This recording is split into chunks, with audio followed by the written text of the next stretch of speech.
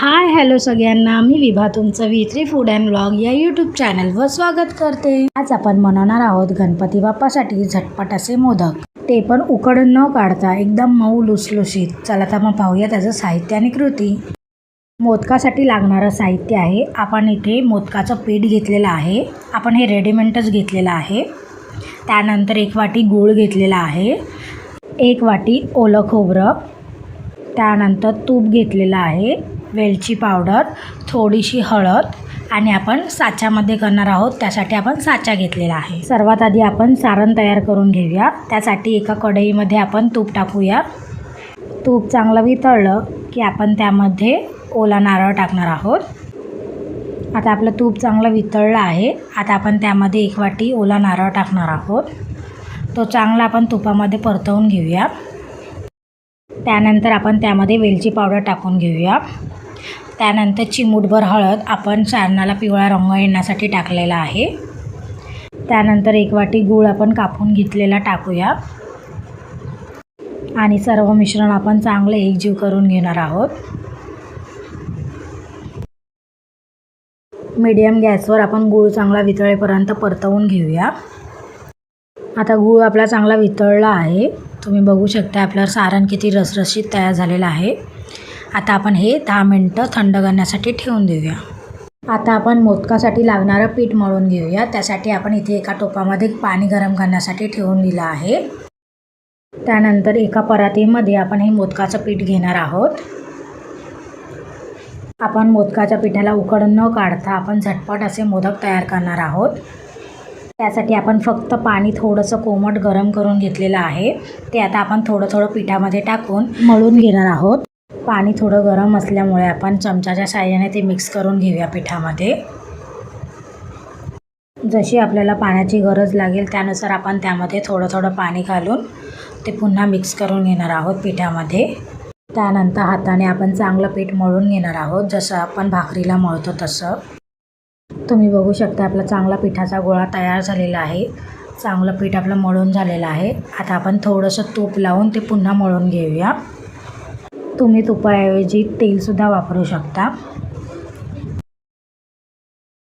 तुम्ही बघू शकता आपलं पीठ चांगलं मळून झालेलं आहे, ना जास्त घट्ट ना जास्त पातळ। आता आपण ते 10 मिनिटं झाकून ठेवणार आहोत। आता आपली 10 मिनिटं झालेली आहेत, पीठ चांगलं भिजलेलं आहे। आता आपण मोदक तयार करायला घेऊया। त्यासाठी आपण लिंबाएवढा गोळा तयार करून घेतला आहे आणि यावेळी आपण मोदक साच्यामध्ये करणार आहोत। त्यासाठी आपण एक साचा घेतलेला आहे, त्यामध्ये हा गोळा आपण असा टाकून सर्व बाजूने चांगला आपण दाबून घेणार आहोत। मोदकाला हाताने कळ्या पाडण्याचा व्हिडिओसुद्धा आपल्या चॅनलवर अपलोड केलेला आहे, तुम्ही तोसुद्धा नक्की जाऊन बघू शकता। आता मोदकाचं पीठ चांगलं आपल्या साच्याला सर्व बाजूने आपण लावून घेतलेलं आहे। आता त्यामध्ये आपण सारण तयार करून घेतलेलं होतं ते आपण त्यामध्ये हाताने टाकून घेऊया।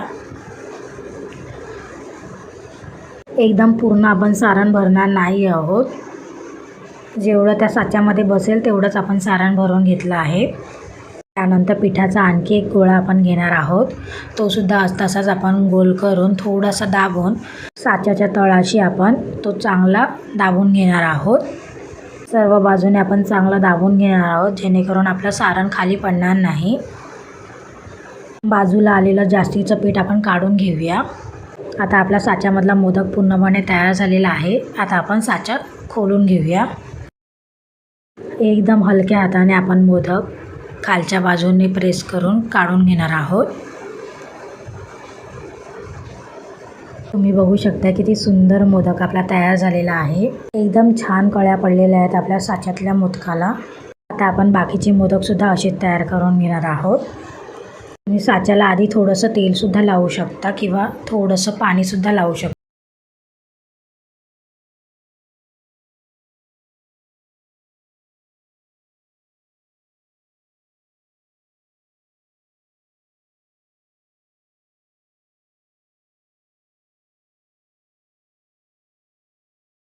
आता आपले सर्व मोदक तयार झालेले आहेत।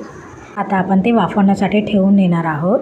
त्यासाठी आपण एका चाळणीला तेल लावून घेतलेलं आहे, त्यावर आता आपण एक मोदक ठेवून देऊया। मी इथे 2 साईजचे मोदक तयार करून घेतले आहेत, एक मोठे आणि एक छोटे। तुम्ही बघू शकता किती सुंदर साच्यामधले मोदक आपले दिसत आहेत। हाताने मोदकाला कळ्या पाडायला येत नसतील तर तुम्ही साच्याचा सुद्धा वापर करू शकता. तुम्ही बघू शकता किती छान दिसतात आपले मोदक. आता मोदक आपण वाफवण्यासाठी ठेवून देऊया. त्यासाठी आपण एका टोपामध्ये पाणी गरम करण्यासाठी ठेवून दिलं आहे. त्यावर ही चाळण ठेवून त्यावर घट्ट ढाकण ठेवून 10 ते 15 मिनटं आपण वाफवून घेणार आहोत. आता आपली 10 ते 15 मिनटं झालेली आहेत. आपण ढाकण काढून घेऊया.